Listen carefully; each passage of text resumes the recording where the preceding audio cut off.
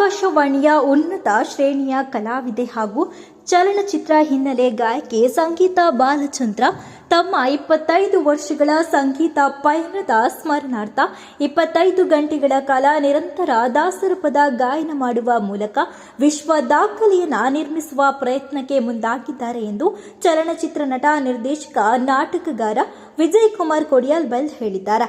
ಇವರು ಮಂಗಳೂರಿನಲ್ಲಿ ಸುದ್ದಿಗೋಷ್ಠಿಯನ್ನು ಉದ್ದೇಶಿಸಿ ಮಾತನಾಡಿ, ಭೀಮಾ ಜ್ಯುವೆಲರ್ಸ್ ಪ್ರಾಯೋಜಕತ್ವದಲ್ಲಿ ನಡೆಯಲಿರುವ ಈ ಕಾರ್ಯಕ್ರಮಕ್ಕೆ ಪಂಚವಿಂಶತಿ ಎಂದು ಹೆಸರಿಡಲಾಗಿದೆ. ಆಗಸ್ಟ್ 23ರಂದು ಬೆಳಗ್ಗೆ 6:30ಕ್ಕೆ ಉಡುಪಿಯ ಶ್ರೀಕೃಷ್ಣ ಮಠದ ಸಮೀಪದ ಗೀತಾ ಮಂದಿರದ ಸಭಾಂಗಣದಲ್ಲಿ ಕಾರ್ಯಕ್ರಮ ಆರಂಭವಾಗಲಿದ್ದು, ಆಗಸ್ಟ್ 24ರಂದು ಬೆಳಗ್ಗೆ 7:30ಕ್ಕೆ ಮುಕ್ತಾಯಗೊಳ್ಳಲಿದೆ.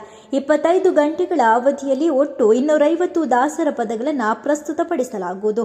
ಈ ಎಲ್ಲ ಹಾಡುಗಳಿಗೆ ಹೊಸದಾಗಿ ಸ್ವರ ಸಂಯೋಜನೆ ಮಾಡಲಾಗಿದ್ದು, ಕೀಬೋರ್ಡ್, ರಿದಮ್ ಪ್ಯಾಡ್, ಕೊಳಲು ಮತ್ತು ತಬಲಾ ವಾದಕರನ್ನ ಒಳಗೊಂಡ 2 ಪ್ರತ್ಯೇಕ ತಂಡಗಳು ನಿರಂತರ ಲೈವ್ ಸಂಗೀತ ಸಾಥ್ ನೀಡಲಿವೆ ಅಂತ ಹೇಳಿದ್ರು. ಅದ್ಭುತವಾದ ಕಾರ್ಯಕ್ರಮವನ್ನು ಮಾಡ್ತಾ ಇದ್ದಾರೆ. ಪಂಚವಿಂಶತಿ ಅಂತ ಹೇಳಿ ಉಡುಪಿಯಲ್ಲಿ ದಾಸರ ಪದಗಳ ಆಸಕ್ತರು ತುಂಬಾ ಮಂದಿ ಇದ್ದಾರೆ. ಆದ ಕಾರಣ ಉಡುಪಿಯಲ್ಲಿ ಹಮ್ಮಿಕೊಂಡಿದ್ದಾರೆ. ಭೀಮಾ ಜ್ಯುವೆಲರ್ಸ್ ಇದರ ಪ್ರಾಯೋಜಕತ್ವವನ್ನು ಮಾಡ್ತಾ ಇದೆ. ಇಂಥ ಕಾರ್ಯಕ್ರಮಗಳು ಆಗಲೇಬೇಕು.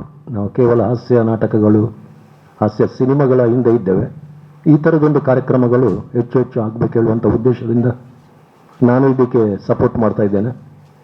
ಬಳಿಕ ಸಂಗೀತ ಬಾಲಚಂದ್ರ ಅವರೇ ಮಾತನಾಡಿ, golden book of world records ಸಾಧನೆಯ ಗುರಿಯನ್ನು ಹೊಂದಿರುವ ಈ ಪ್ರಯತ್ನವು ಮಹಿಳಾ ಗಾಯಕಿಯೊಬ್ಬರು ದಾಸರ ಪದಗಳನ್ನೇ ಪ್ರಮುಖವಾಗಿ ಆಯ್ಕೆ ಮಾಡಿಕೊಂಡು ಇಷ್ಟು ದೀರ್ಘಾವಧಿ ನಿರಂತರ ಗಾಯನ ನಡೆಸುತ್ತಿರುವ ಅಪರೂಪದ ಪ್ರಯತ್ನವಾಗಿದೆ ಅಂತ ಹೇಳಿದರು. ಪಂಚವಿಂಶತಿ ಅಂತ ಉಡುಪಿಯ ಗೀತಾ ಮಂದಿರದ ಶ್ರೀ ಪುತ್ತಿಗೆ ನೃಸಿಂಹ ಆಡಿಟೋರಿಯಂನಲ್ಲಿ ಈ ಕಾರ್ಯಕ್ರಮ ಆಗಲಿಕ್ಕಿದೆ. ಆಗಸ್ಟ್ 23ನೇ ತಾರೀಕಿಗೆ ಈ ಕಾರ್ಯಕ್ರಮ 6:00ಗೆ ಪ್ರಾರಂಭಗೊಂಡು 24ನೇ ತಾರೀಕು ಆಗಸ್ಟ್ 24ನೇ ತಾರೀಕಿಗೆ 7:00 ತನಕ ಈ ಕಾರ್ಯಕ್ರಮ ನಡೀತದೆ. ಸುಮಾರು 250 ದಾಸರ ಪದಗಳಿಗೆ ನೂತನವಾದಂತಹ ರಾಗ ಸಂಯೋಜನೆ ಮಾಡಲ್ಪಟ್ಟಿದೆ. ಈ ಕಾರ್ಯಕ್ರಮಕ್ಕೋಸ್ಕರವೇ ಅಂತ ಇದನ್ನು ರಾಗ ಸಂಯೋಜಿಸಿದವರು ಶ್ರೀಯುತ ಗುರುರಾಜ್ ಇವರು. ಅದು ಒಂದು ಮುಖ್ಯ ವಿಷಯ. ಯಾಕೆಂತ ಹೇಳಿದರೆ ಎಲ್ಲ ನೂತನ ರಾಗ ಅದಕ್ಕೆ ಅಳವಡಿಸಲಾಗಿದೆ, ಹೊಸ ಹಾಡುಗಳು ಹಾಗೂ ಹೊಸ ರಾಗದಲ್ಲಿ. ಅಂದರೆ ಇಷ್ಟು ತನಕ ಯಾರು ಕೂಡ ಹಾಡಲಿಲ್ಲ ಅಂತಹ ಹೊಸ ಹಾಡುಗಳನ್ನು ಪ್ರಸ್ತುತಪಡಿಸ್ತಾ ಇದ್ದೇನೆ. ಅದು ಹೇಳಲೇಬೇಕಾದಂಥ ವಿಷಯ ಆದ ಕಾರಣ.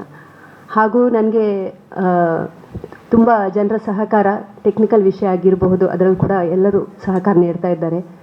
ಕಲಾವಿದರ 2 ಟೀಮನ್ನು ಮಾಡ್ತಾ ಇದ್ದೇನೆ. ಯಾಕೆಂತ ಹೇಳಿದರೆ ಇದು ನಿರಂತರ 25 ಗಂಟೆಗಳ ಕಾಲ ನಡೀತದೆ. 3 ಗಂಟೆಗಳಿಗೆ